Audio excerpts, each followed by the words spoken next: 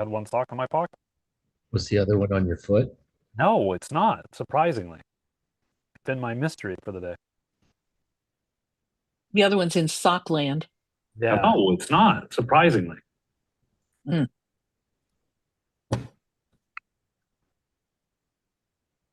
Yana's been making homemade kombucha, which goes very well with tequila, let me tell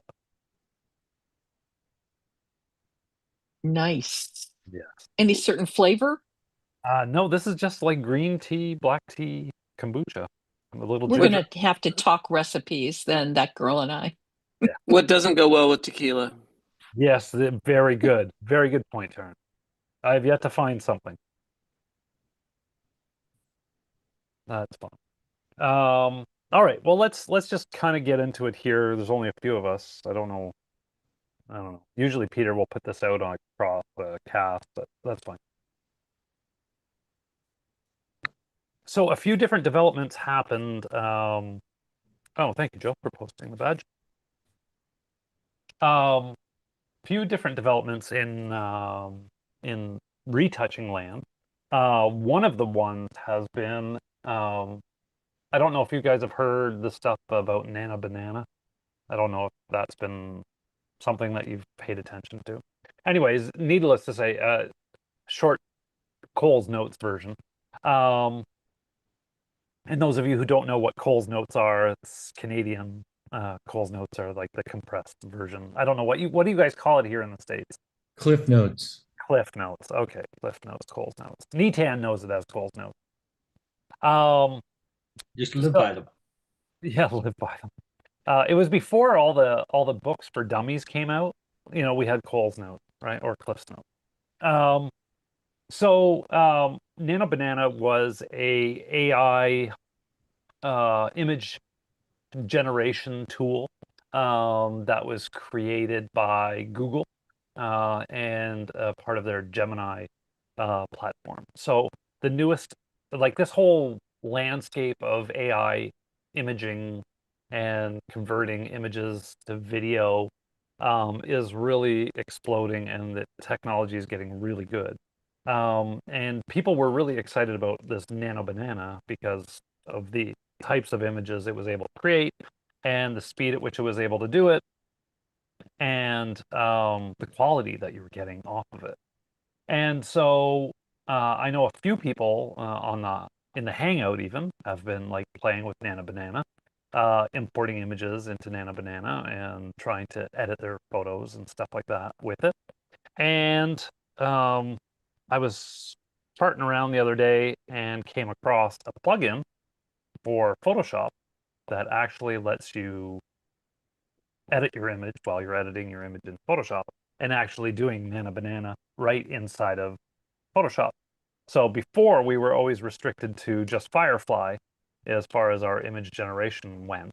But now we can actually use Nano Banana as well right inside of there. So I'm going to show it to you, and then I'm going to show you guys how you can get it, okay? If you are so interested in doing that.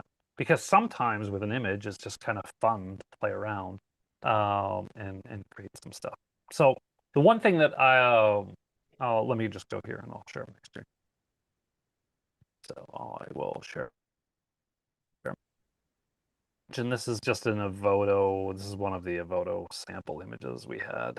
Let me center. Right here. Okay, here we go. Come on. Come on. Oh, there. I thought I was losing my mind. So with Firefly, we can do certain things, but Firefly is kind of interesting because, you know, we can ask for one thing and it gives us something completely different.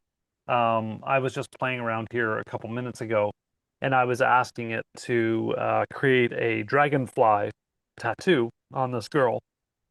And it gave me a parrot, a hummingbird, and a fire truck. I don't know why, but it's a Firefly thing, right? Firefly is pretty good, but it's not great. And with the advent of AI stuff. So let me just give you an example. So I'm here on this image, and let's just go and create a big swatch here. Go like this. And let's just kind of think of something that would happen here on this side of the wall. So I'm just going to do something weird. Person breaking through the background. Well, that was good. Breaking the background.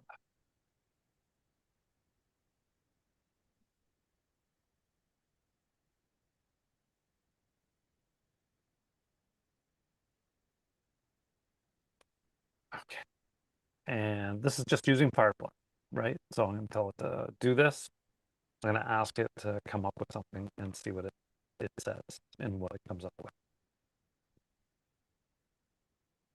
Do, do, do, do, do.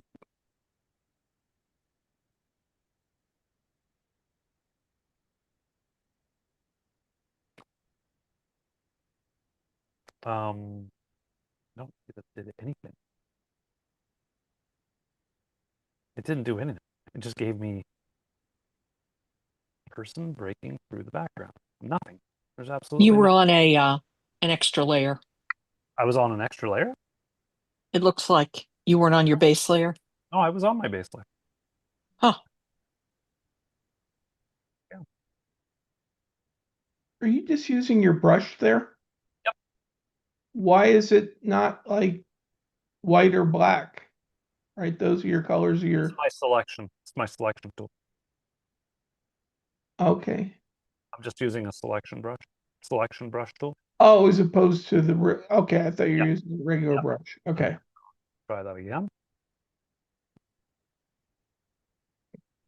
Person. I don't know. Let me just make sure I have nothing else plugged in here. That might be futzing around with it.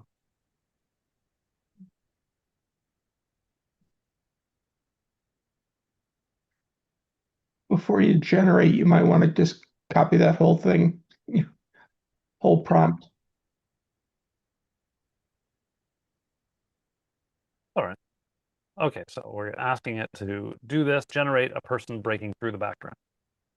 Okay, so it's now doing this via Firefly Image 3, the latest version of Image 3.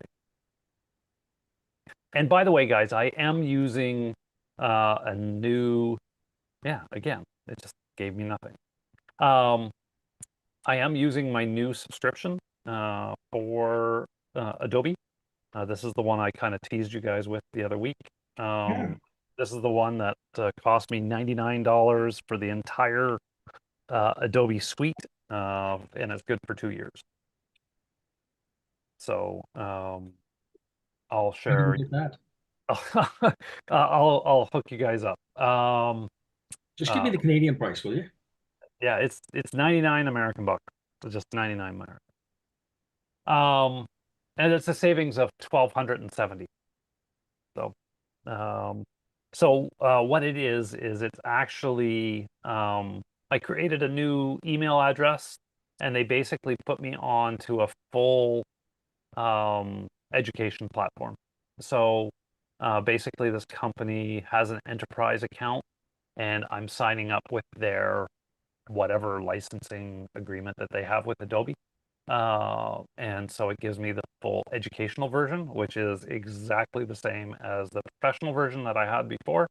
No limits, full Creative Cloud, full everything. So No edu email address. nope. As long as you have a Google, like a Gmail, Hotmail, Me, or yeah, those ones. As long as you register with one of those accounts, then you do it. You have it. So I just created a new me account, .me account, and it worked perfectly. Your third property did something. My third property, you can see a little bit of a halo, right? You go over to the third one, the third block over. The third variation. Oh, third very. Oh, there. Oh my gosh, it did do something. But let's go. Oh, look at that! It did do something on the third variation. It did create a person coming through the wall as a little strange head. It did something. It didn't get the exposure right, but it did do it. So, just for kind of hindsight, I did the same task with Nana Banana, and this is what it gave me. Right?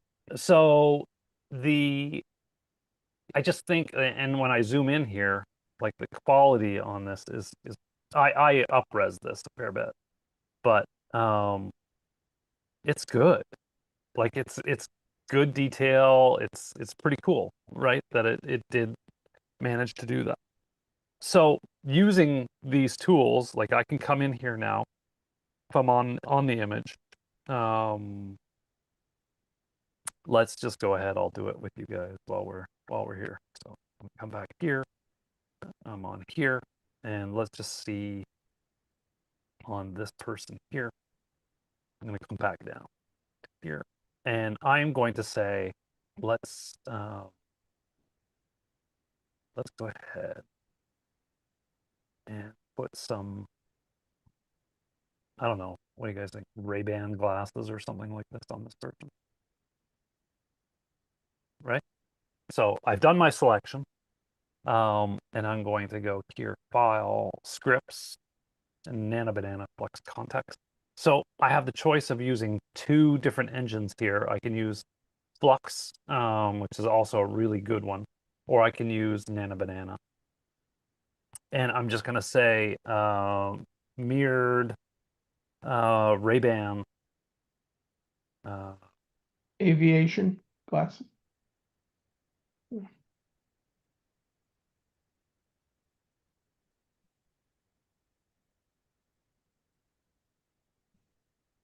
Okay, so I'm just going to do that. I'm going to tell it to upscale the results 2 times. Use foreground color. I don't know what use foreground color uses. Maybe it gives me a reference. I'm not sure. Maybe it's the color you use in the color picker, foreground color. So you Yeah. can maybe I it's don't know. We'll see. We'll see what it does. So let's go ahead. We're going to do this with Nana Banana, and we're going to see what it comes up with. It kind of selected the area, and it's trying to do its thing now. Encoding an image.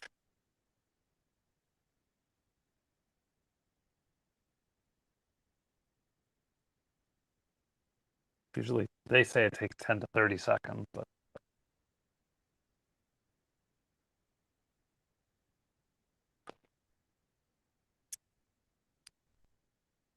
I'm like locked right out of everything right. Oh, did something.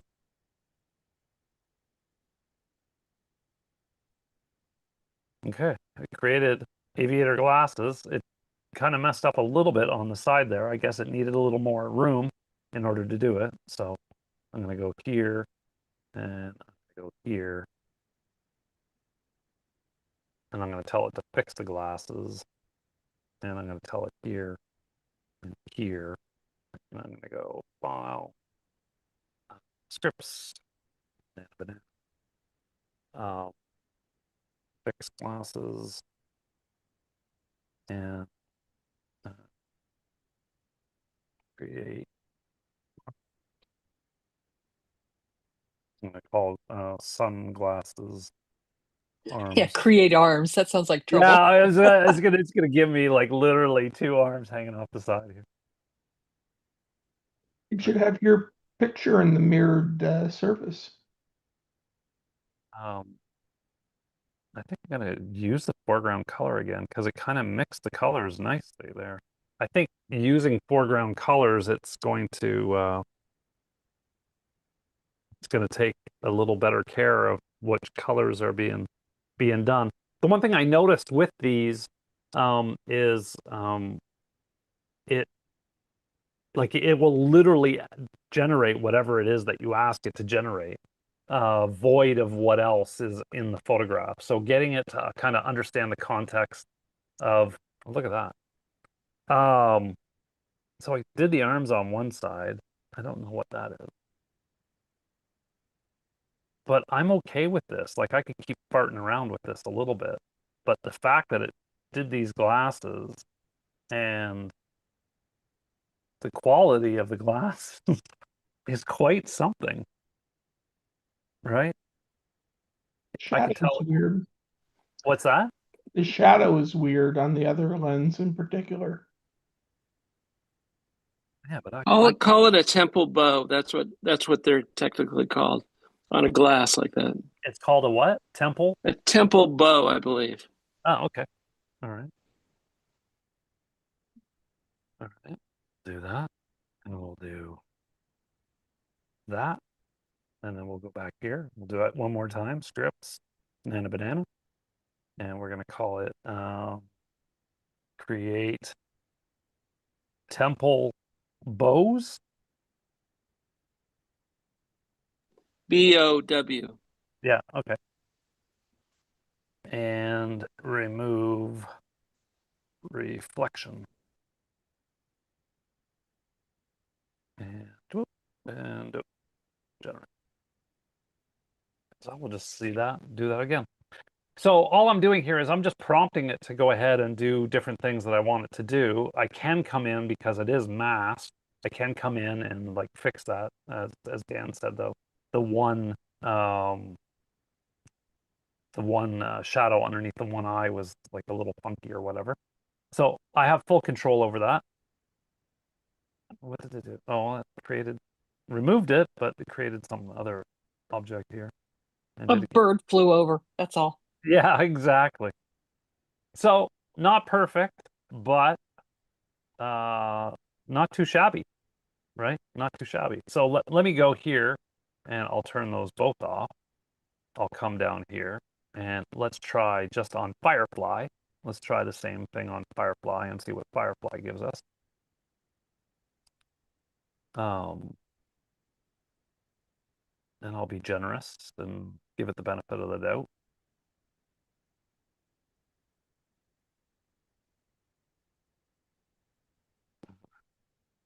Here. Right? I think that's Hey, James, why are you doing that one instead of just a circle? what do you Why are mean? you using that tool instead of just a circle tool? Alaska. I could just use a circle, like just kind of like lasso the whole area. Yeah. Yeah, I could.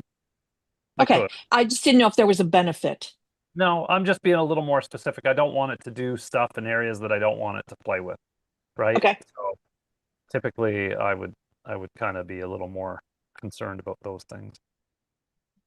Right? Like I don't want it playing around in the hair and stuff like that. So that's all. So here, let's go. So we're gonna go Ray-Ban, Aviator, glasses, gold rim.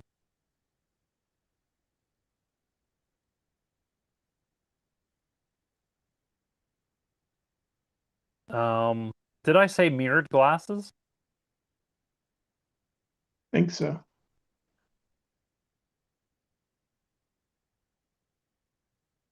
And let's generate. Now the nice thing about Firefly, I'll give it something, is it does give you 3 choices, right? And you can just like go ahead and click and keep going until you get something. So that's kind of cool that it does that. All right. So it did glasses. It's not bad. Not bad quality. Not necessarily the same aviator style. It kind of figured its own style out. Kind of plays with the eyebrows and everything else a little bit. Anything that you have in that area, it's going to come in and it's going to do what it wants to do, right? So again, it's not that all these tools are this is the newest version of Firefly 2. If I did it in image 1, there's a different quality to Firefly image 1 and Firefly image 3. And these all go into your credits, right? Your Firefly image creation credits.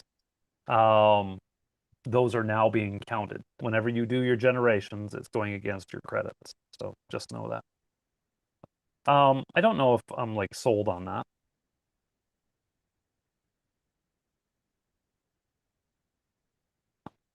I definitely like the other one from Nano Banana.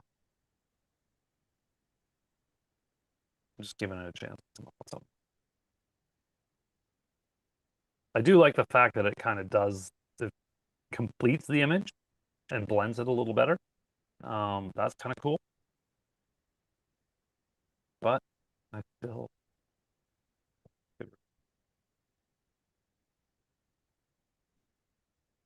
I don't know, I still kind of like that, right?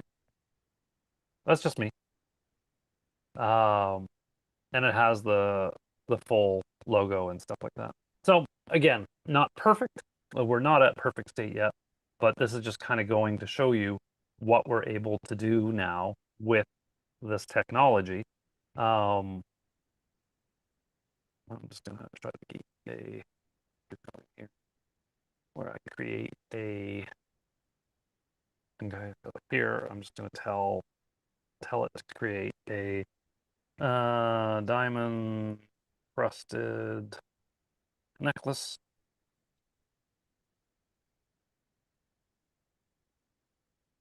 Generate. Our ability to take our images and touch our images and do different things with it, it's changing, right? And I'm finding that, you know, as much as we like to work as just kind of do our craft and shoot our headshots and do that, there's certainly a space within our creative realm to tell the story a little better or a little differently. And sometimes using this technology can help us out a lot. Like I shot a doctor while I was still in Canada. And after the whole shoot, they had said something to me. They were like, oh man, I should have brought my stethoscope, right? And this technology now allowed me to go ahead and create the stethoscope, put it into the image, and it looked seamless, right? The challenge is to create that stethoscope the same way across several images was very difficult. But the ability to just kind of make it up as I go was pretty good. Okay, so here's Firefly with creating a diamond crusted necklace, right? I come in here. Okay, I guess. Go here, check this out. It's all right, right? It's all right. I don't know that it's outstanding. So let me come here. Let me exit that, and turn it off now. And come in here, and let's see what Nano do. Okay, so file scripts. Nano. Let's go diamond crusted necklace.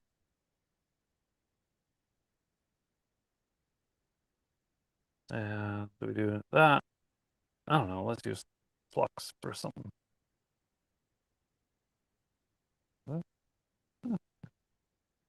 We have the ability to use a reference image as well. We can go ahead and go tell it like, no, I want you to create this and use this and put this on the person.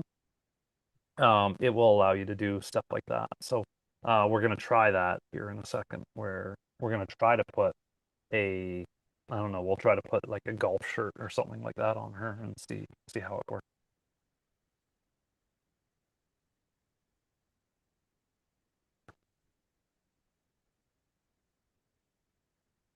See what it does here.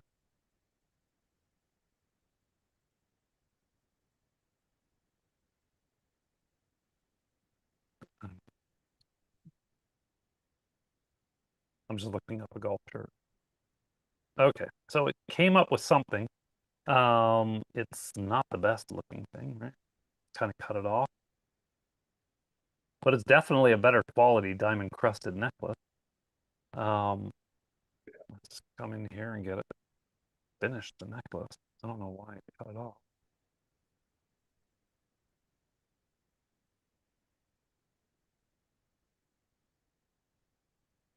Now, I just got this too, so I might be using it a little wrong.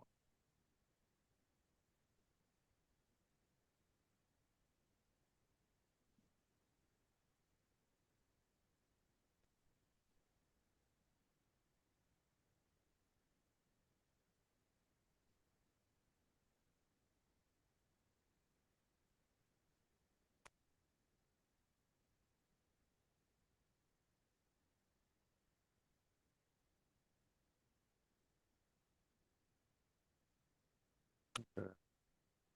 Fine. Get over there.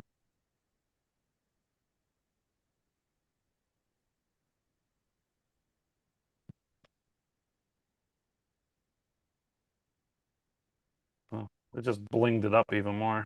Didn't necessarily fix it. It just blinged it. Put one on top of the other. So this one, I'll give the quality of the necklace to Flux, but the ability to complete the thing is a completely different story. And also the skin here, it messed up the skin as it did it. So anyways, needless to say, I'll give you guys how to get this if you want to get this and play around with it. I will put it into the chat. I'll just give you the file. Go here.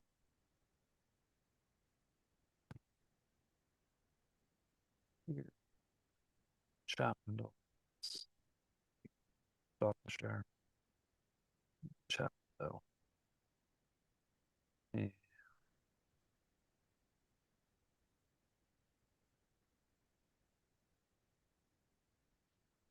I'm on a laptop, so there's little. So you're gonna take this file. Come on.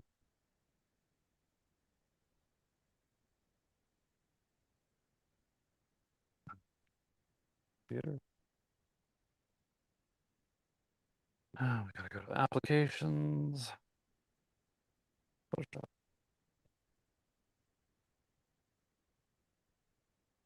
Plugins. Scripts.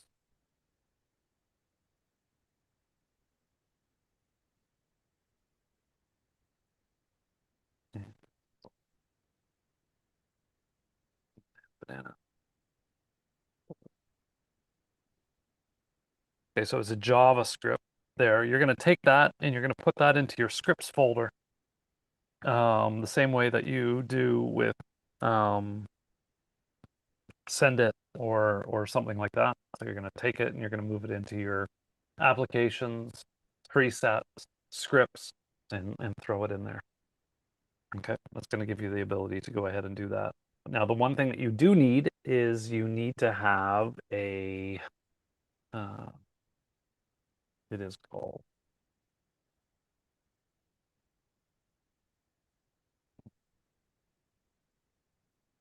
you need to have a replicate. If you go to replicate.com, you need an API key from replicate.com in order to use this. So that's the one thing with all of these things. They're not just like quick, simple, just take it, use it, whatever. And a lot of these image generations now, they've been trying the model out for so long.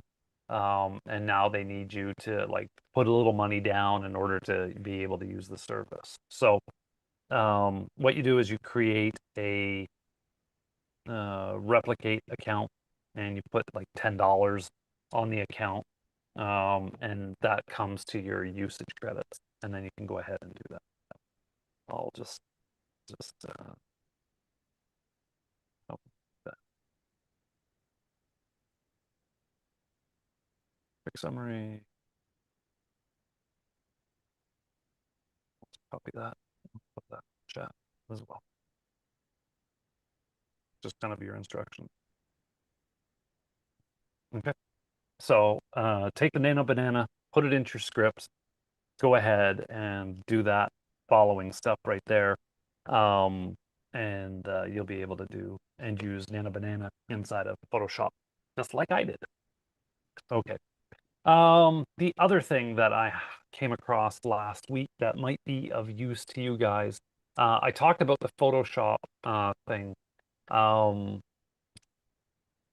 I do think, I think it's just, I know that there are 50 seats left in order to get the discount. So I've been very reluctant because I wanted to make sure that this was not something that was shady or whatever. And I was like, this guy's a Canadian guy, just lives down the road actually from where I grew up. And I've been talking to him back and forth, and from everything that I could tell, this guy's legit. The service is legit. It works perfectly. Everything that he said would happen. And there's nothing else kind of weird going on. And so I think if you guys want in on that, just send me a private message on it instead of me like broadcasting it out here. Send me a private message. I'll send you guys the instructions on how to do it. So just DM me on Instagram and we'll do it there. James, does it take, have you been using it long enough to know whether it takes updates? Oh, it totally takes up updates. Yeah, I had to update the whole Creative Cloud. So And you get the beta version of Photoshop? get everything. Okay. Everything. So what I was, the reason why this came up for me is because I was on the photographer program for the longest time, the one that gave me just Photoshop and Lightroom. And then my Acrobat went, right? And just to do the Acrobat alone was costing me like, I don't know what they wanted, like $30, $40, whatever a month just for Acrobat. And I was like, are you kidding me? Like, so I was using like PDF Gear or something like that. I love Adobe software. I don't love the policy. I don't love the fact that you get charged for getting out of your subscription. I don't love the added cost because I love using Illustrator. I love using Premiere. I love using all those things. But if I'm not working, then paying that price is just blows my mind. So here I got it down to what? It's $99 for 24 months, right? It's really down to like a few bucks a month for the whole thing. So that's what I did. But also in that, they also have a LinkedIn Premier, like a premium LinkedIn discount. They also have that one's of use to us. They also have CAD stuff for the engineering. If you're into doing CAD stuff, there's some stuff there. So he has a number of discounts and stuff like that that I can hook you guys up with. James, So- is that $99 for 2 years or $99 a month for 2 years? No, that's $99 for 2 years. Wow. That's where the $1,270 savings. So James? literally, I have 50 seats. So I'm sorry. What would we do with our current subscription that we have with them right now? Would we cancel that and then? that's up to you. That's up to you. This is just a separate subscription that would unlock everything for you, and it would be Okay. up to you to decide whether you wanted to hold it or maintain it or whatever. I let mine go. I let Okay. my old one go. It's just there was no use for it, right? You can always re-up it if this thing doesn't extend after 2 years. Yeah. The only consideration you would have to make is your existing one. If you have like plugins that you've paid for on the cloud, on the creative community and stuff like that. If you paid for plugins and whatever, like Pixel Perfect or whatever, then those will go away because those are tied to your whatever subscription that you have right now. This requires a brand new subscription. This is not an add-on. And you can't sign up with the same email address then. Has to be different. I believe it has to be a fresh email, Okay. which for me isn't a problem. Like I'm not using that other stuff anyway. as much as I liked Mish's stuff from Pix and Perfect, I just found more problems than it was worth. Hey, James? Yep. I've got a 2-day workshop with him next week. Oh, do you? That's Yeah, great. Yeah, he was coming into the state. He was Yeah. coming into the state. Yeah. it's a Wednesday night thing and then all day Friday and Saturday.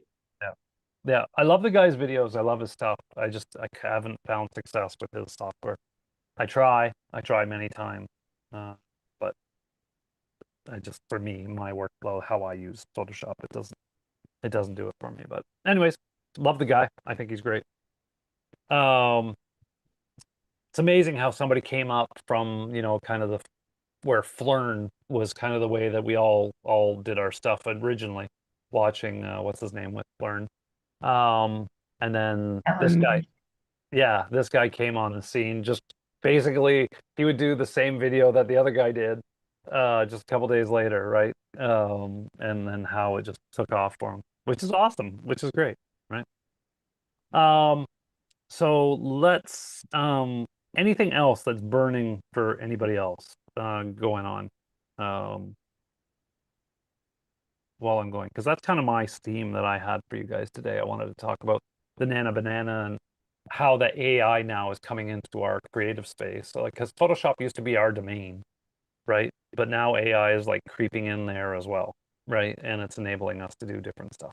So, which I will love, right? Because I love taking my images shot in my little home studio on my little white seamless and then creating this big giant magical place with it using AI. I love doing that, right? And so this just is another tool to actually create that and then just blend those images together using the techniques that I know is super cool.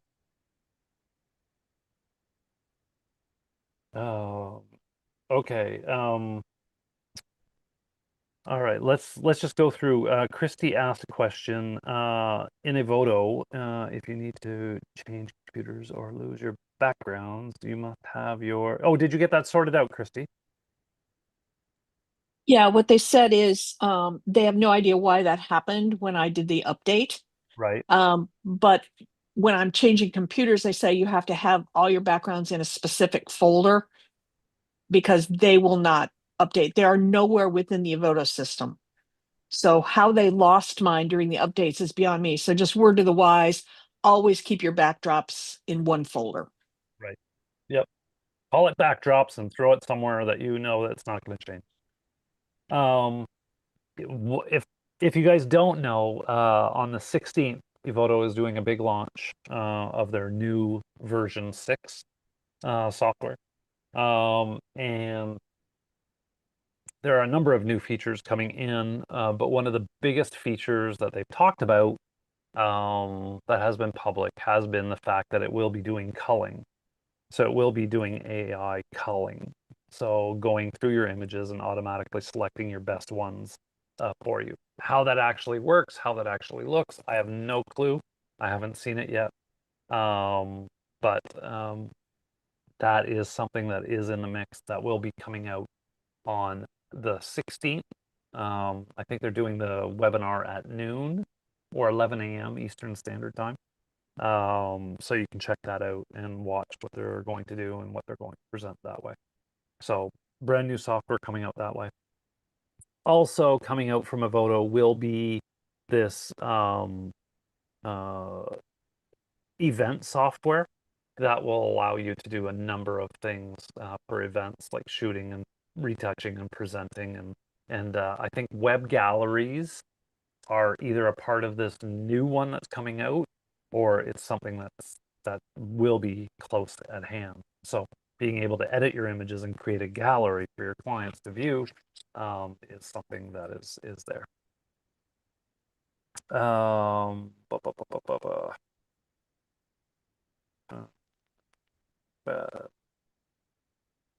No, they don't have anything for Topaz.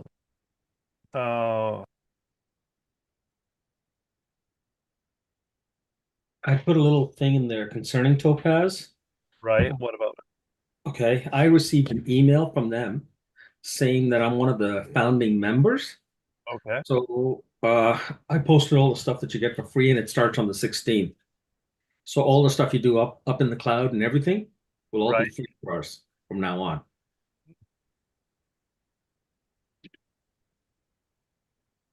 Interesting. If you wish, I can forward the email to whoever would like it. Right. I would need to. Yeah, I remember using. I remember having a business job back in, oh my God, 2007 or 8. Topaz was just like brand new whenever they first came out, and they had this like masking tool that they like promised, oh, this will just do this and this. It was so maddening to use that tool back then. It's really come a long way. It was like AI Topaz mask or something like that. They had all these like individual programs that they would sell for $79 for each single specific task that you wanted it to do. You would have to like buy a suite of 12 apps or whatever. I'm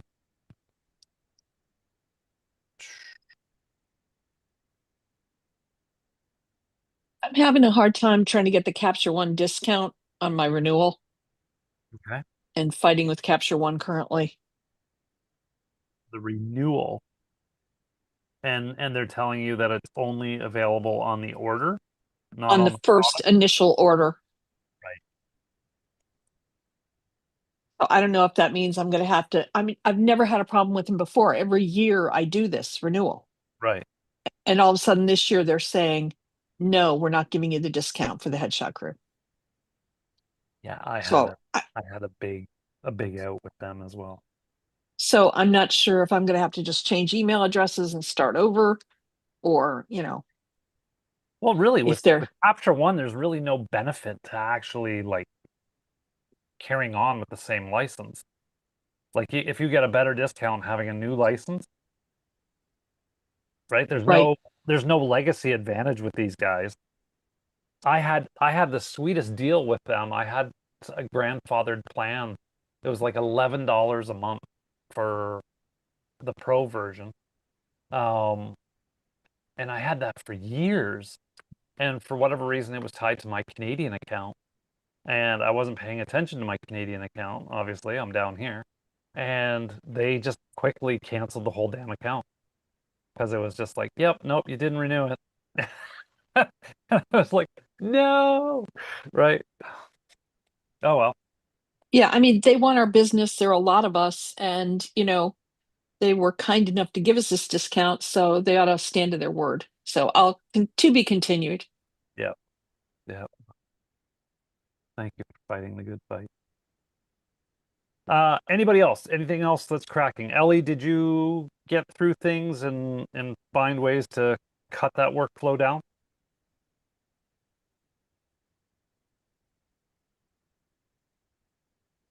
Still working on it. Some things that some images are better than the others, but it was super helpful. Thank you so much, James. Oh, you're welcome. You're welcome. I like that. Said with confidence. I'm still working on it. That was awesome. John Clark Russ, you are overdue for getting your shots into Peter. Where are you at for that? It's accountability time. Excuse me? It's accountability time. I know. I was working on them today, as a matter of fact. And then I Okay. had to step back. I mean, every time I step away, I come back and say no, Why is that? because the color is off. So what I did was I pulled everything into Capture One into a gallery. Some of the stuff that I showed you about a month ago. Right. Um, And so I've been going back and forth, and I've been going into the masks that Capture One so generously provides us now over the last year or Right. so. Face, lips, skin, Yep. hair, all that stuff. There's some things that I don't like right now that I need to finesse a little bit, so I don't really feel confident. I wanted to be further along, but I'm learning some new tricks. So I'm sorry to report that I don't have the goods. Golly. All right. Well, I'm staying on you. I'm sticking on you. So let me ask you this question. By I all have means. I have a I have them in capture one right now. Um, should I share my screen? Please do. Please. Okay. I don't want to monopolize. I mean, so many times you come to me. I want this to be about other people too. So I'm really sorry that this is dragging out. No, we're all gonna celebrate immensely when you finally make associate. But I'm never going to be satisfied. And we all learn together. It's super helpful. Exactly. Thank you for sharing it. Thank you for having the courage to bring your images up to everybody's eyes. And thanks for the moral support. So I go to share. Yep. Yes, please. And they are getting better every time. It's awesome And to see you improve. so I have something that shows up. It says desktop one, and then it says capture one unknown application windows. Should I go to capture one unknown? Sure. Are you trying to share? Yeah. Let me turn on your ability to share. Okay. Sharing is caring.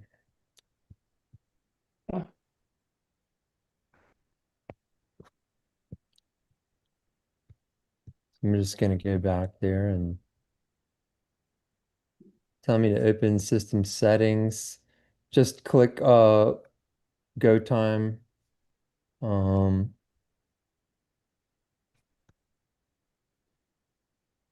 hmm. Hmm.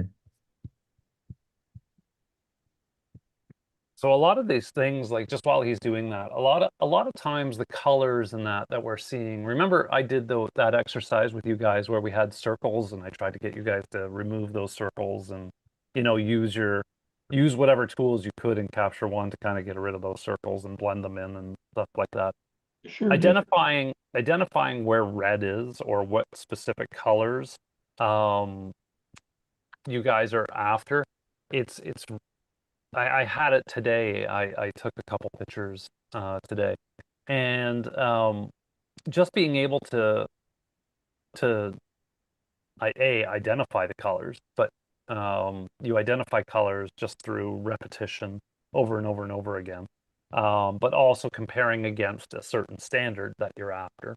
But being able to identify where those colors are, because just because you have maybe you have reds in the highlights, maybe you have reds in the shadows, maybe you have reds in the midtones that are really driving your image one way or another.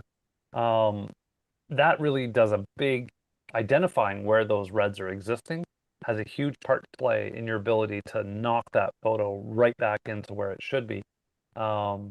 Because it's one thing to identify, is my image green, is it blue, is it whatever, but where are those colors being represented is the next step of that, right? To be able to say, okay, I'm looking at a picture of a blonde-haired person, and the blonde hair is coming out a little red, right? So where are those tones? Are they farther into the shadows? Are they farther, like entrenched in the midtone? Or are you only seeing the red in the highlights, so it's coming out in the brightness, right? So that was something that I had today, where I was like, I'm like going through pictures. Everybody around me is like, yeah, no, that's great. That's great. And I'm like, no, it's not great. Like, look at the red all through it's a blonde. She should be blonde. She shouldn't be red. And they're like, what are you talking about? And then I hit the midtones and I knocked the midtones into where it should be. And everybody was like, oh my God. Like, we never even saw that. Right. And I'm like, yeah, you just gotta know where those things happen. So are you able to share, or?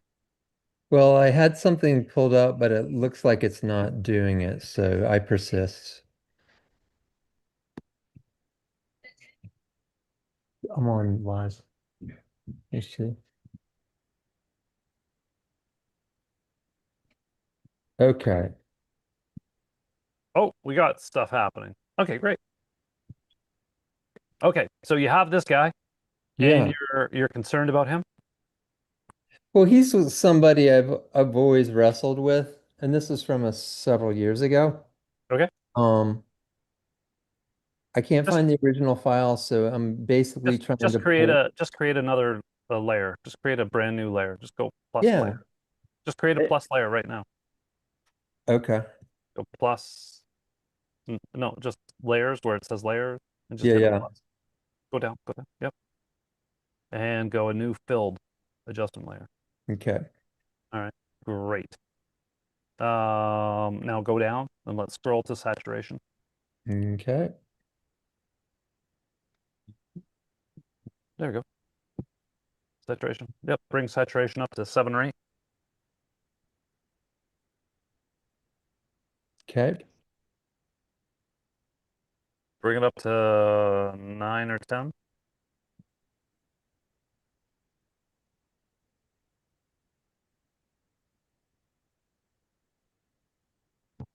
Bring it up to 12. To 12. Okay. Are we getting any coloring happening in the collar and the shadows there? Is there a little blue happening there? Or a little Yeah. blue green happening there? Yep. Okay, so we know that we have some blue or green coming in the shadows. Can I see the histogram? Sure. It's right up at the top there. You just have it closed. Oh, right. All right. No, you're looking pretty good, man. Your colors are pretty good. I would expect to see that little spike there. That's kind of the collar popping off there a little bit. And we're seeing the blue, which is understandable. Okay. You're talking about the blue on the far right? Yeah, I'm just seeing that little spike. That's the highlight. That's the highlights going on here in the blues and stuff like that. I would come back to the saturation on this guy and bring it back down to about like 10.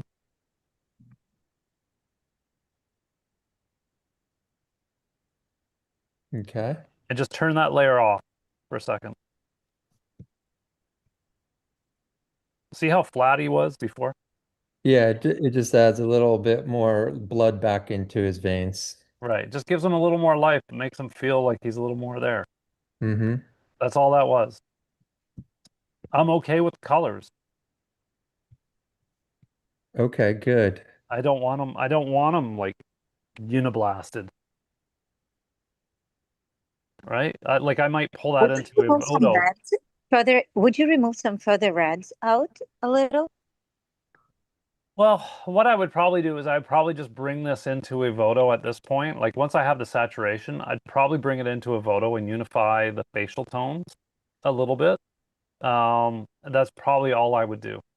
Because when we saturate an image, I don't want, like, I can saturate unified tones, but if I do that, I'm just going to create a different, like a deeper tone. Remember, the whole idea here is to make it look like the person standing in front of you, that you have a warm body in front of you. Like the picture of Isabella, right? Just click on that image. Mm-hmm. Okay. Isabella's tone has been unified up the wazoo, Mm-hmm. right? She doesn't have any variation in her face, right? She needs more variation in her face.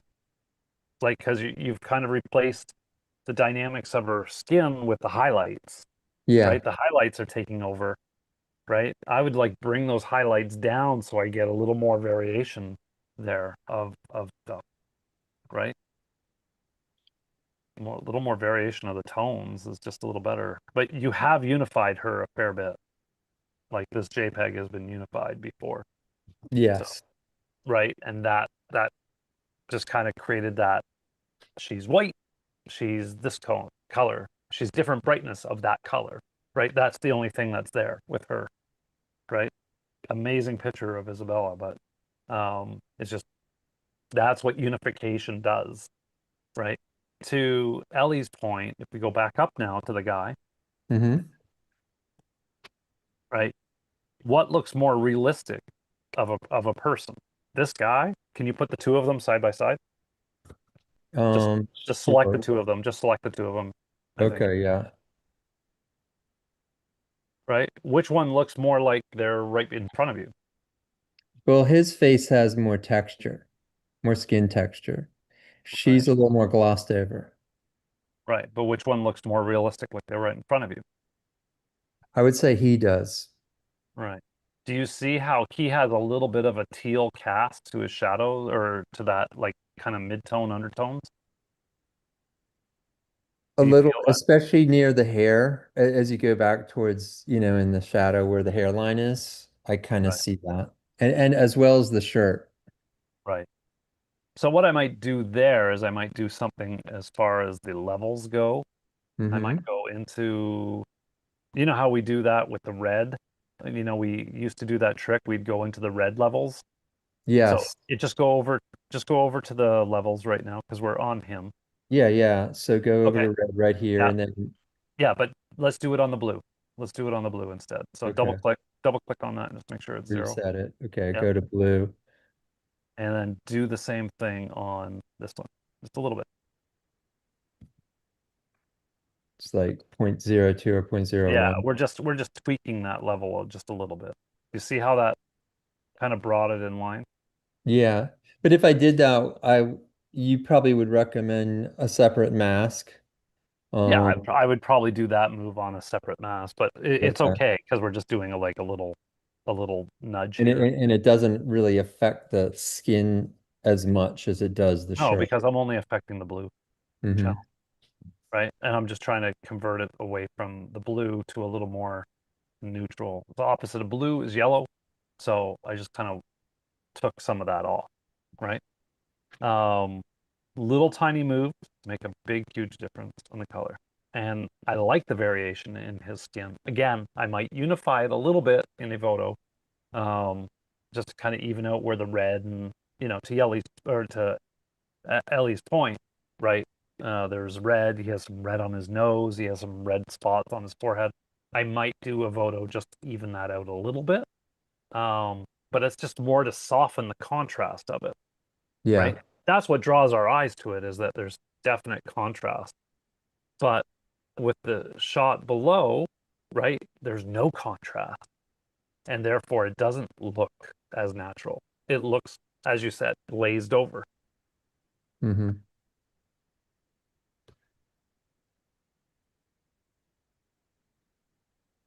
Do you guys see that? Thumbs up if you see it. Yeah.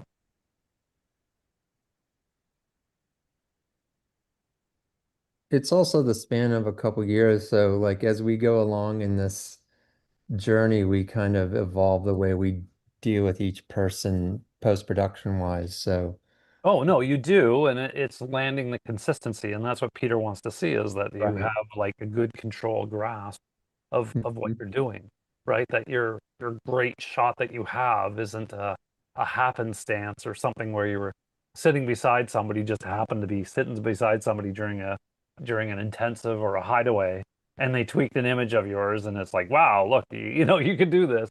That you Right, actually have control over it, right? That you're like, okay, yeah, I got this, right? right. I know how to do this consistently over and over and over again, right? This is my look. This is my style. This is like, right? This is my banana bread, man. This is what I make every single time, right? So that's the way that Peter wants to see it, that you have control over that.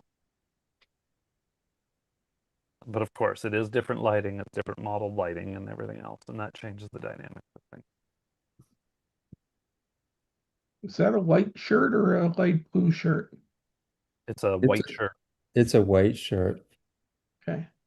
But that's good feedback because I want it to be a white shirt. right? So you look in the shadows will tell you what the shadows are doing, right? If the shadows are going green or if they're going blue or whatever, right? That's telling you where your shadows are sitting. And you can come back in, even if you wanted to do a custom thing, if you scroll down here below levels, right? Scroll down, scroll down, scroll down. Oh, Uh, no, keep them down, keep them down. Go to color editor. Nope, not that one. Let's go to color balance. Down, down, down, down. yep. Okay. So you can go right into your shadow, or you can see your shadows here, right? Mm-hmm. So if you know that your kind of shadows, click on the shadow. Mm-hmm. What color are your shadows there? That shadow side of his collar. What color are those going for you? The shadow, it's going in the teal blue direction. Okay. So you find teal blue. Where is that teal blue on this? Would probably be sort of in this direction. Okay. So I want you to grab see that little red part that sticks out of the circle? Right here. Yeah, I want you to move that to the opposite direction of that teal blue color that you see. No, that's where you see the color. That's the color that you see it at. Go to the absolute opposite.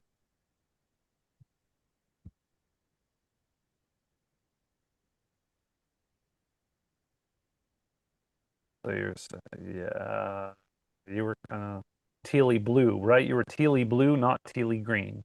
Mm-hmm. Okay. So now once you have the opposite of that, now go down to the bottom left of this one where you can see it's in the white. Yep. And just pull that up a little bit. And watch your shadows.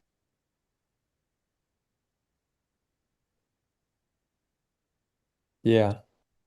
Okay. It's a little move. Yep. James, Yep. could you do a full platinum session sometime on the color balance 3 wheels? Yeah. We can do that. 'Cause when I sat down and worked with you, I did what you said to do, but I felt like, I was your mouse. I don't really understand what it was doing. I was just moving where you just told JCR to move to opposite. Yeah, and I didn't understand that move at all. I don't get that color balance Okay. either. So what color balance does is color balance allows you guys to go ahead and identify, like if you identify that something is happening in the shadows, the midtones, or the highlights, you have control over those specific tones. You can change the tonality in that specific area. You can do it globally by doing a three-way. If he clicks on the three-way, it will allow you to do it individually. So you can do it that way, or you can do it as a master, and it will do a global change. Okay. So what color balance is allowing us to do is we can take any of those points, or we can take that certain quadrants of our images. Here, I'll show you. I'm gonna take away your stuff here. I'm gonna turn off That's your fine. share. Stop participant sharing. I'm gonna come into my. Let me just see here.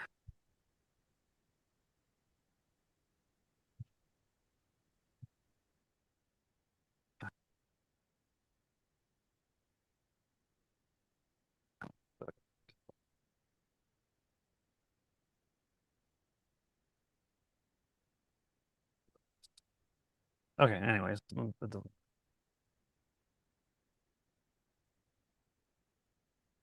just trying to find an image here that I can play with.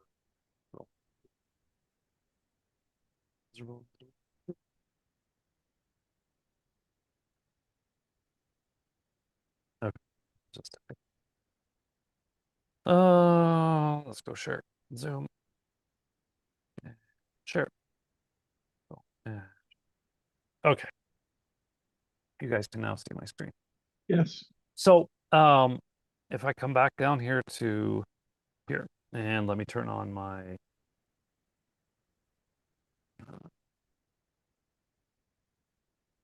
just make sure my histogram's on and stuff like that. So my histogram is all over the place here, right?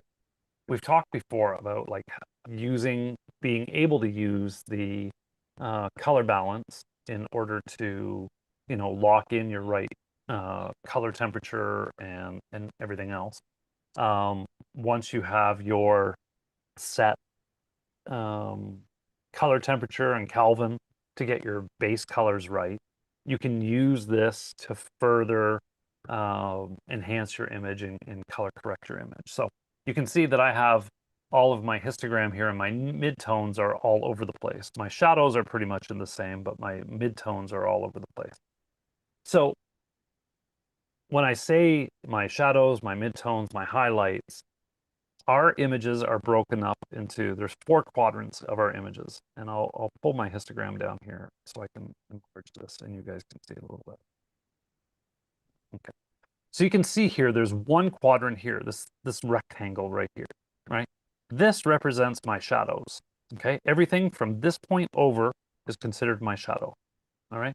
If I point my mouse here in the blacks, I can see what's going on, that my mouse is, these colors that are underneath my little crosshairs there are considered to be my shadows. Once I come into here, I can see that it's represented by shadows. I'm still in shadows, but suddenly some of these tones I start hitting are my high midtones. Midtones are these two squares right here. These are my midtones, right? My lower midtones, my upper midtones, right? And then I have this last section here, which is my highlights, and I can see exactly what's going on with my highlights, okay? So I can use this information to looking at my histogram if I wanted to, or I could just be looking at my image. And as I said to you guys earlier, I looked at the hair and I saw that the hair was kind of out of sync, that I knew that it needed a bit of an adjustment there. We can use this to specifically go into specific midtones or whatever to balance these things out, okay? So I could go into my master here and I could go and play with this and see how I change my image. And if I'm trying to bring tones together or whatever, my histogram is dancing all over the place, right? It's a complex image. It's not just straightforward, just being on white, whatever. Because I have a blue background, I have a yellow face, I have red, I have all these other things that are going. But all I did here is I just took my image and I moved it closer into teal in the midtone area. And if I come back to my original image, I balanced out the red profusion that was going on in my image just by taking those midtones. I saw that it was happening in the midtones, and I just brought my midtones down a little bit. You can see it here. I just brought my midtones down a little bit, and that was enough to correct that image, the color cast that I was seeing. Okay. I can come into my shadows and I can do the same thing. If I saw that there was confusion of colors happening in my shadows that I didn't like, and that was being represented here, I could come into my shadow and just change my shadows as well. If I wanted to, I could take my shadows and bring my shadow depth down a little bit if I wanted to as well. I have the ability to do that, right? And when you're fine tuning your images this way, you're really getting a lot of control over those subtleties. But again, this is global, right? I'm doing global. If I change this a little bit on this image, like just moving this around, I'm doing it to the whole image. I'm not doing it to a specific mask or whatever.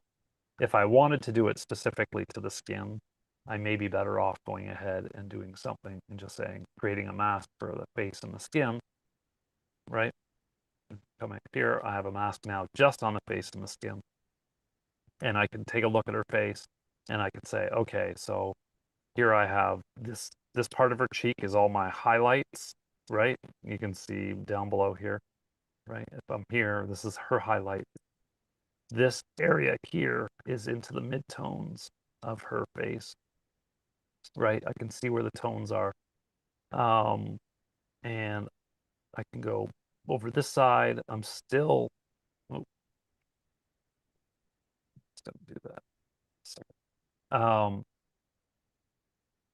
Okay, I'm over here. I'm still into my midtones, right?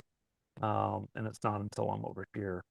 So all of her skin tone basically is sitting in the midtone for the highlight. Pretty bright. What am I? 220. She can just barely get away with 220. So I could use this just to tone her skin specifically. If I didn't want her so yellow, I could go ahead and just play with some of the mid shadow tones to her skin, which I don't have any problem with her skin tone that way. So let's go in the mid tone. And if I thought it was too red, we kind of cool her mid tone of her skin down just a little bit as well. if I wanted to. And see what happens when I go too red. Let's see where it goes. So I can do all of those things. I have full control over the nuances of the skin just with this color balance tool, specifically identifying. I could do it, as I said, I could do it specifically to create the mask, the skin mask, right? I'm on skin, turn that off. Do it specifically skin if I wanted to, right? Here I've gone way too far, obviously. But I could take some of that red out of that skin if I wanted to, just a little bit, just to preserve how the skin looks, neutralize it. If I felt it was too warm, if I felt it was too red, here it is, right? I could add a little more life to her, right? I could add a little more orange to her. I can do whatever I want to do, specific. And that's what John was doing. He was playing around with the skin mask and able to kind of isolate those differently. So I can tell it, take only this area, and let's just play with the specific tones in this area. And this is what enables me to get very specific color tonality in my images. And 9 times out of 10, if I get it right on the first image and they're in the flex and it's just the same stuff going on over and over and over, I can just repeat the whole process. James, what are the they're not half circles, but the lines on the sides? These ones? Circle, yeah. So you notice that this one will show me where this is going, right? This is like Right. which color I'm pointing to. Right. This is going to show me how far from center I go. This one is going to go how bright is that movement. How What's much? the How I like brightness? the opacity? No, it's the brightness. How like Uh-huh. the white value of that. Okay. See that? I've just blown her right out. Yeah. There's no detail there whatsoever. Here she looks a little morbid, right? Dead. Because I've taken all the brightness out of the shadows right out. So I typically do not touch this one. This one will usually stay right at half. But the other ones, yeah, I'll play with that a little bit depending on where I need to. Thank you. Now the skin tool is a little different, right? So skin tool, I can come in here and I can choose a color. And play with me. Like bring this out a little bit more. So by doing this little thing, I've said, okay, all the colors, I'm only going to affect this range of colors, right? This is all I'm doing here with this. And I selected a color that I kind of like. And here, I can change this color a bit if I wanted to. I can make it more red. I can make it more yellow. I can fine tune how I want that color to be, right? So here again, she's more red, the more yellow. I'm just gonna go just a touch more red, just for giggles. I can desaturate her or I can oversaturate her, right? I don't necessarily want to do much there either. And I can do the lightness value of her skin. And I don't want to touch that at all, so I'm just going to double touch. The uniformity is where it comes in and it says, okay, so here, what color do you want this to be, right? Like how much do you want this to look like everything else? This is your uniformity. How much do you want the hue to be all the similar, right? So if I go this way, I'm just going to make her all this kind of yellow brown color. And this is just kind of like the scale. How much? 100%? Or you want to just do it a little bit, right? The saturation, again, I can crank up the saturation to 100, or I can just kind of play with it a little bit. And again, lights, whatever. But here's the interesting thing. Once you kind of do this, you can come in here now, and I can go ahead and change her color, right, all over the place. So I can just do this all day long and just kind of lock in that ideal color code, color temperature that I wanted, right? And the whole James move was all about this. It was just about setting an ideal color and then allowing myself to customize wherever that color is I wanted to go. If I wanted to move people to green, I could move people to green. I could move them to blue. I could move them all over the place. But just finding that ideal color that I wanted, there I go. Right? Once I had these settings locked in on the uniformity side, then I could come back in and I could just say, no, let me just lock in that tone. She looks good there, right? That looks like a good skin tone. That's what she looked like.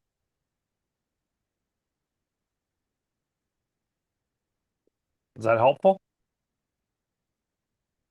So when you, Helpful, takes a lot of practice. Well, it takes a lot of practice in the fact of you have to know what you're trying to shoot for, right? And that's where the comparative image, that's where those different things come in, where you're going ahead and you have an example of what it is that you're trying to hit, right? Like, okay, this is a blonde hair, blue-eyed person. I want them to kind of be at this marker, right? This is my standard. This is my target, my SOP for colors, right? This is how I do it. This is where I need to land. And then you take this image and you change it and identify, okay, this one, the highlights are brighter. This one looks more yellow than the other one, right? You have to be able to see the contrasting spots between the two of them. And then that will now enable you to kind of bring those two in line.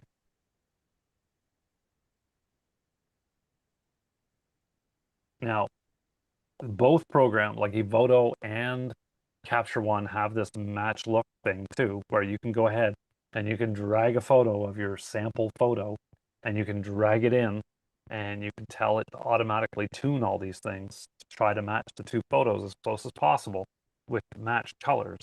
I like Capture One better than Evoto because Evoto does a literal, their skin is this color, change this person's skin that color, right? The backdrop is this color, change the backdrop to that color, right? Their hair is this color, change their hair to this color. It's very literal in how Evoto does their match color.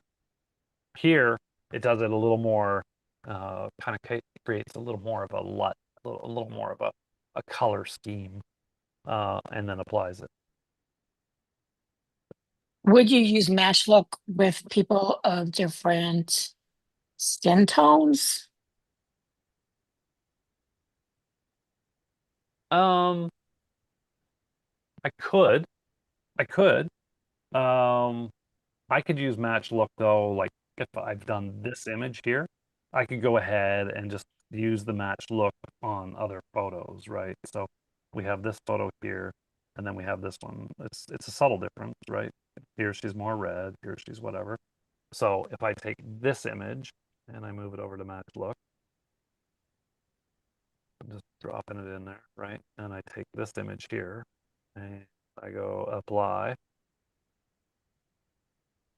Right? It just took what it learned from this image and neutralized this image from it, right? It didn't do exactly the same. It just took this general theme of tonality and brought it into that photo. Here we go. I can apply it again.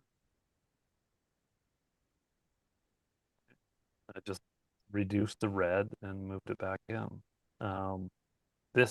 The impact was low. I typically have my impact low. I don't know if I did it that way. There it goes. Okay, so here with the impact a little higher, it created a little closer match. Just as with the impact low.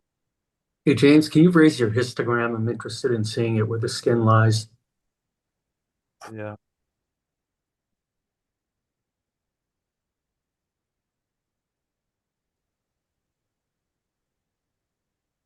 Bring it back up in here. What are you looking for, Charlie? I just wanted to see the histogram where the skin lies. It was hidden on our view. Yeah.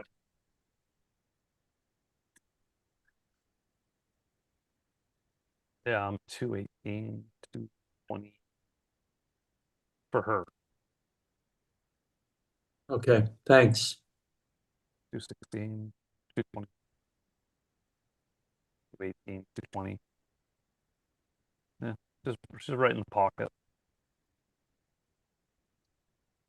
So from what I can understand, James, you said that in Capture One, when you do match color, it's going to work more on the skin tone, and in Evoto, Well, it's going to take go general. it's in Capture One, it takes a general look at the photo, is more likely to create what I would consider more like a LUT type of thing, where it represents colors accordingly. And similar photos, similar lighting situations will receive the same kind of color values. Evoto will do a literal interpretation of what it should be. Okay, so if I go to Evoto, Now, Retouch for me just also came out with a brand new color match for free. yeah, I'm not overly sold on Retouch for me's color match. I haven't been able to get it to work. Okay. Not to the point where I like it. So let's just see if I can get Evoto to come up here. Okay. Let's go here, zoom, stop share. And let's go back into share, go back into Evoto and share. Okay.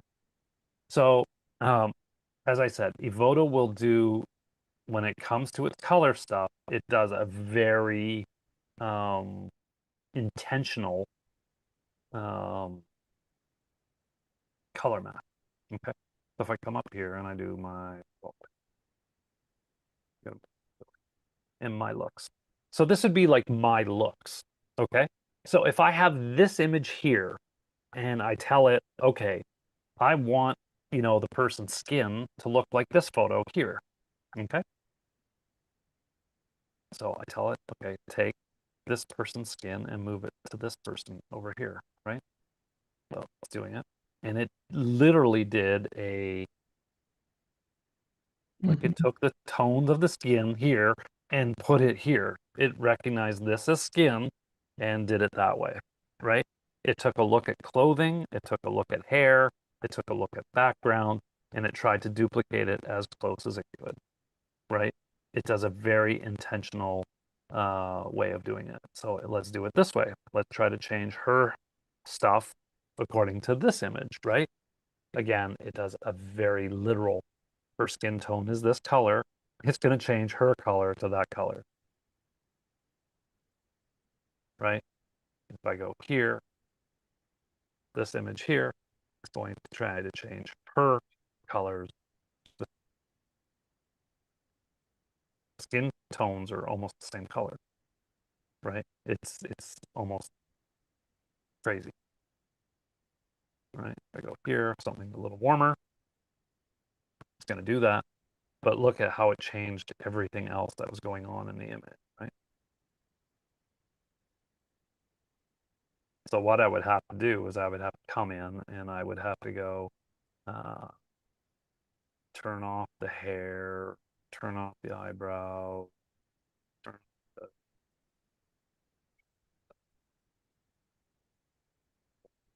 the other background. Don't match the color, don't match the tone.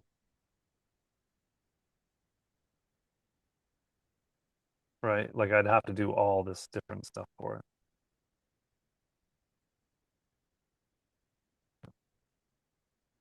Maybe I have to do it that way. All right, only do the facial skin and the body and everything. That's all.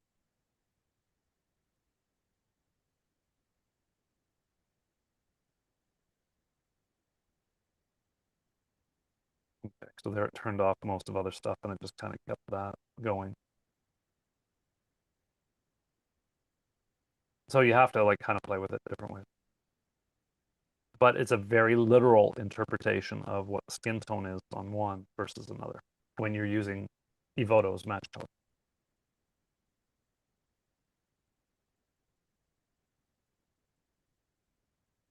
Make sense?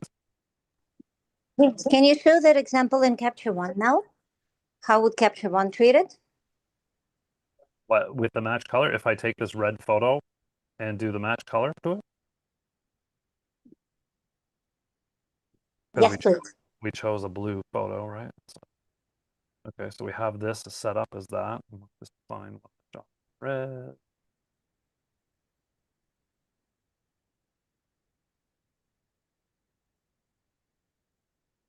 Take this one, literal translation.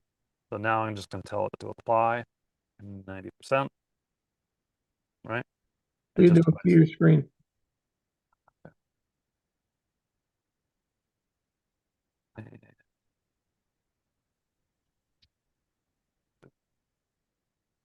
Share back after one. Okay, so we're here where we said this was the variant that we wanted it to match against. I'm just going to move it down. Okay, so we want it to kind of match this kind of color toning or whatever. I gotta move you guys again, slow. And I'm just gonna go up apply. I gotta move you guys first. Apply, right? It's just going to do a general tonality change of that image, right? To try to match the two of them. So it's not as severe of a change. Again, it works better when it's similar images. You'd have to work all that out.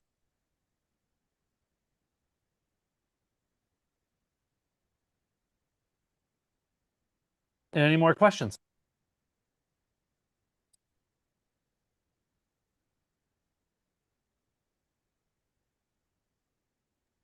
Thank That's you. it. You're welcome. Lot there. So, there's a lot there. Yeah. Thank you, James. Thanks, James. Yeah, no, you know what, guys? Like, there's so many ways to get your color thank you. in, but I can't stress enough, like, you need to know where you're headed, what your target is. You have to know what that looks like before you go start messing with colors. Like, you have to be able to say, okay, this is where I ideally want to be, or this is where, you know, this is where they look like themselves. Like the whole saturation thing. Just adding saturation to an image, small little move, was enough to bring that guy out of the doldrums into like being present in front of us. Just with Yes, but you saturation. but you can know where you want to go and not know how to do it. And that's what we need you for. So saturation is like 90% of what we do can be done with exposure, color temperature, tint, and saturation. Hey, James. That's 90% of what we do, those 3-4 sliders. So I guess next week we're going to be doing a color camp. We could. We could. Everybody here gets a let practice. you guys donate images to the color camp.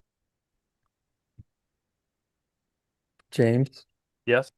One of the epiphanies I'm having here is I look at some photos I took a couple years ago and I look at some photos I'm taking now. And I'm jamming the lights in closer, akin to what the people who are doing it right typically do. And I'm noticing that, you know how we were talking about how to attack the tones, the mid-tones, the highlights and the shadows. The further light away the lights were, the quality of the light, the color of the light changes, right? Yes. Like if you have the light too far away, it doesn't matter. It could be a strobe, it could be a LED light. Hopefully it has a good color rendering index value that makes it fairly accurate or true to life.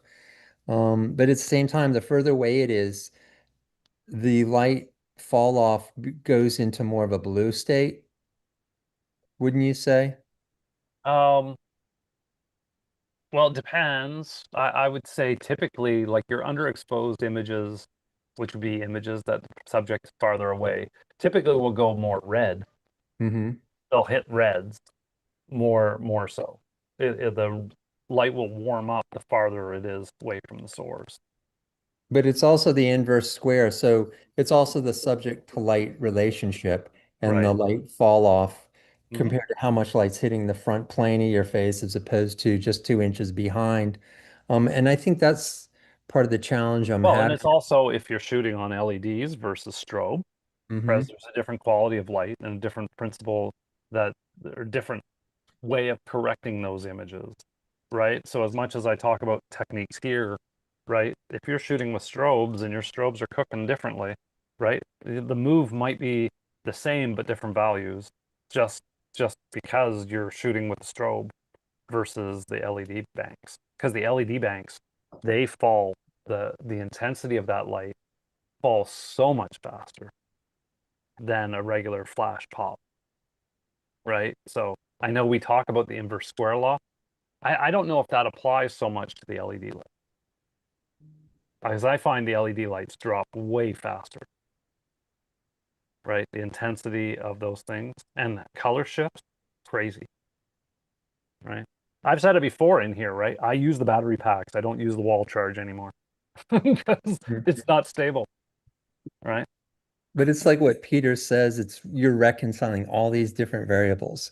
You're reconciling the software that's made in one place, reconciling the equipment that's made in another place. And that's And then why, you're reconciling your own subjective. but that's where comparison comes in. Mhm. That's why I say, right? The same way I learned. I don't care if you have to grab a photo and rip it out of a magazine and put it right beside your monitor, edit the photo till that person looks like that person, like color wise, right? Just color wise. If that's the target that you're going for, then rip it out and do it. If you see That's that one. somebody won headshot of the month, right? And they are similar in tone to your person that you're working on, and you want to have that same kind of light and same kind of dynamic, right? Copy that image, drag it into your desktop, put it side by side to your image, right? And adjust your colors until you get it to where you feel like it feels natural. You know, I was talking with Yana today while we were taking some shots, and I was like, okay, like look at her in the lights, and then look at the screen. Like choose the sliders to make that person on the screen look like the person that we see right here. Because when she's gone, we have no reference. We're spitballing. And Right? that's one thing I'm forgetting sometimes is realism. Like trying to imagine this person in front of me again so I can um, recreate Right. what was there. Your ideal image, like, and I know like Ivan has, you know, this kind of cool look and he uses his LUTs and his tones and stuff like that, and he creates this unique image, right? The headshots that we're taking, right? And when people are looking at them, you know, maybe you want to stylize them, maybe you want to do whatever. But I certainly, for myself, visualize a headshot being something like it's just a pane of glass between me and that person, right? That I could just peel back that pane of glass and that person's going to walk right through, right? And it's just easier for me to connect with that person when they look like they're natural, like the door's already open, right? That I'm not looking through a sheet of glass, or that it's toned, or it's tinted, or it's, you know, the black points up, or it's blanked out, or, you know, whatever. I like looking at my people like they don't have this artificial filter on them, or they look like too blue, too green, too magenta, or whatever, right? I just like it, make it look like they're coming through my door, that I just opened up my door and they're going to walk in. That's what I try to get my photos at. And in order for me to achieve that, I need to be able to see those tones that are there and recognize, oh, I'm going green, oh, whatever, right? And I do a comparison in my head just because I've looked at so many images before. And I still get it wrong sometimes. Sometimes I edit a photo and I look at it later on, I'm like, why are they green? Right? Why? What was I, what was I thinking? What was I doing beforehand that, made me do that? So I still do it. And we all do it. Right? But it's just like getting in the habit of like working that visual acuity to go, okay, I'm seeing red, I'm seeing blue, I'm seeing red, I'm seeing blue, I'm seeing green, I'm seeing teal, I'm seeing this, right? I'm seeing too much yellow, right? I'm seeing too much brightness, right? You guys shoot the triangle. And how many times do you look at your person and you're like, oh my God, they're like way ahead of convergence, right? Step back, get away from me. Like, you have to tell them, go ahead. Like you need to be able to recognize that while you're shooting. Is that, oh my God, like they're there, they're too bright. This area is just too bright. This area is just too bright. This area is just too bright. This area is too bright, right? You need to be able to recognize that. Just like there's no detail there. If there's no detail there, then chances are you're a little bright. Put your little mouse over top of that one. See what that value is. If it's anything over like 225, back it off. Tell them to take a millimeter step back, right? Because people will do that. They get in front of our lights and they just, as they get at first, they're like really put off. And you have to like, come forward, right?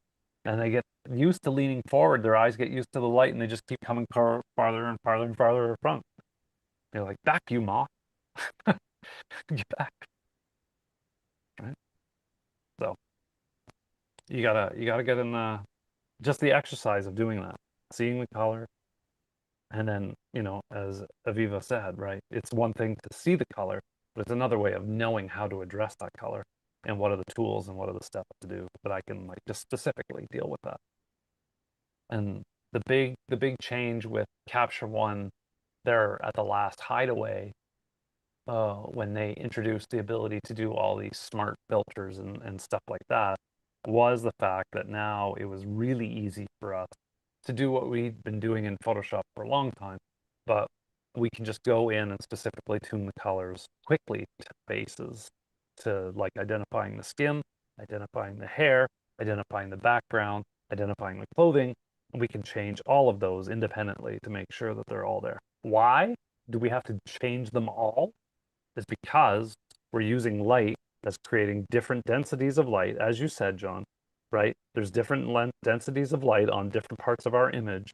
So they're going to possibly be toned and tinted slightly differently, right? Depending on their proximity to the light, especially with Peter's new way of really tilting the key light in there.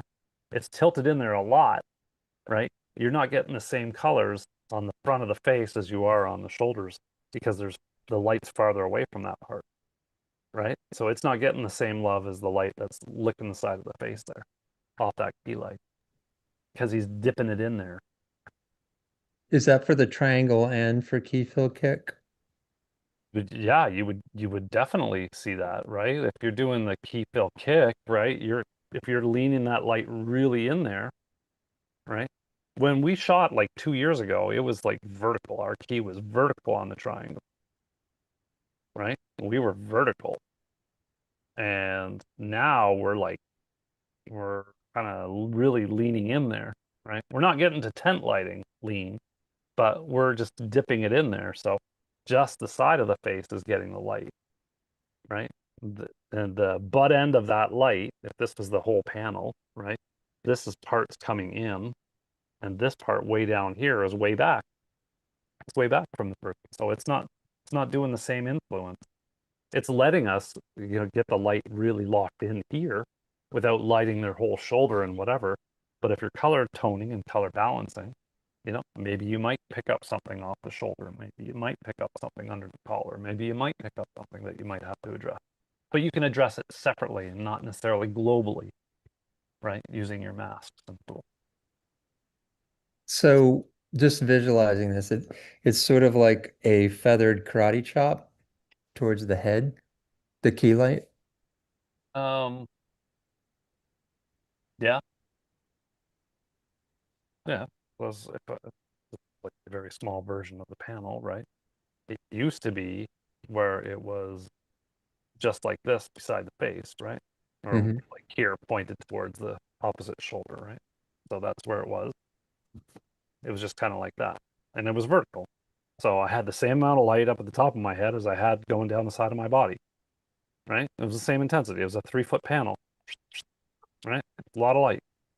Now we're like going, eep, right? We're tilting this in now, right? This end, or whatever end, let's do it this way. I'm tilting it in, So this butt end of this light is way over here now. It's way in front, right? Compared to where this is. And this part, it's still pointed at the far side of the chest, right? It's still dipped in a little bit, but I'm only getting this little portion of the light now. I'm only getting the front tip of the light hitting me, creating that beautiful light and stuff like that. I'm not getting the full 3 feet of light.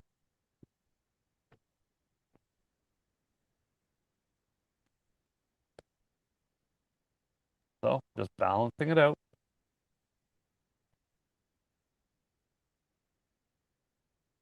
All right, let's get out of here. It's 6:41. Those people who want the Photoshop thing, DM me at I'll put that in case you don't have it. That's my Instagram at James Photo. Message me. I will give you guys the contact and tell you the steps to do that. Oh, that's fine. 50. Okay. Anybody who sent emails, that's fine. You can do that, or you just DM me on that, and then I'll give you the instructions on how to get a hold of the guy and get you guys going with that. And then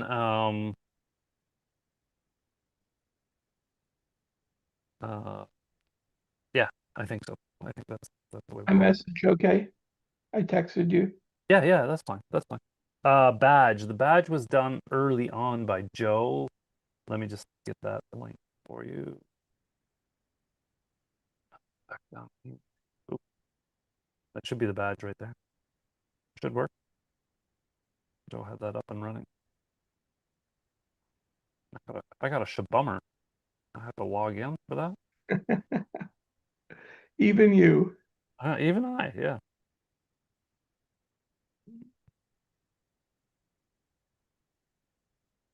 Okay. I'm in now.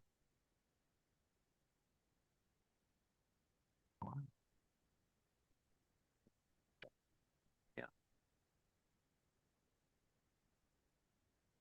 Okay, now I got my badge. Whew. Man, I was worried there. I get 1 badge a week. All right. Anybody else? Any last minute questions before we jump off here? Thanks, James. Thank you, James. Not a problem. This broadcast, by the way, was the first broadcast that I've done, which is completely solar powered. This is a big thing.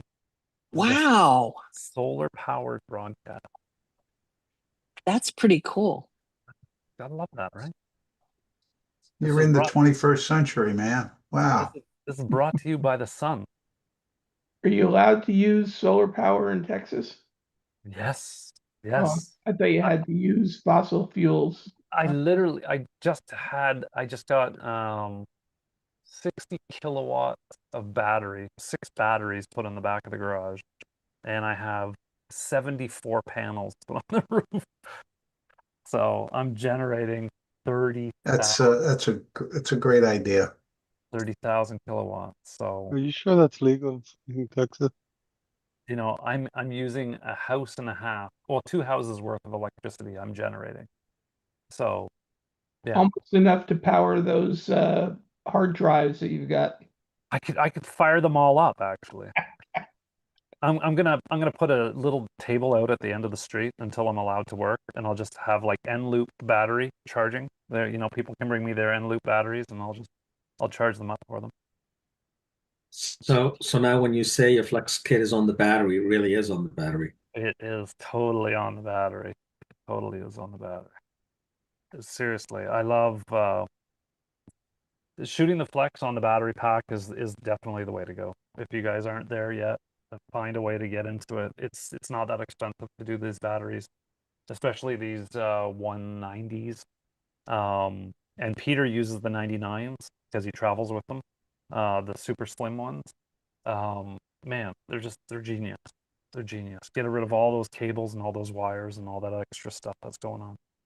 It's Okay, awesome. but besides the cables, what's the benefit?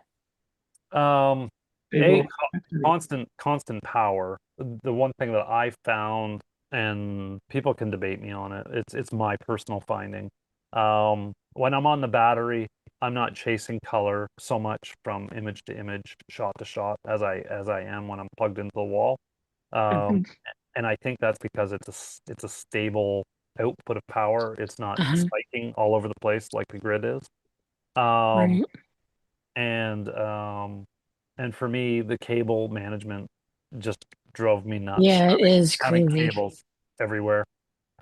Because I typically would shoot with battery powered strobes, and so having cables all over the place just seemed really odd. And these batteries will last me 3-4 hours at 60%. 3 hours at 60% battery power, and I'm never at 60. Right. You never. I'm Right. at like 35 or 40% on the studio kit. Okay, So thanks. I get 4.5 hours out of mine, I think. So It's a good, I have 6 of them, and it's a then good tip. just replace them as I need. And I think Peter shoots at like 30% on his 2 1x2 on his travel kit. So he did like 2 days worth on his 99s. So that's the way to go. All right, guys, let's get out of here. Let's enjoy your families. Have a great night. I will catch up with you guys next week. Thanks, Good James. luck with the Nana Banana stuff. Have a good night. All right.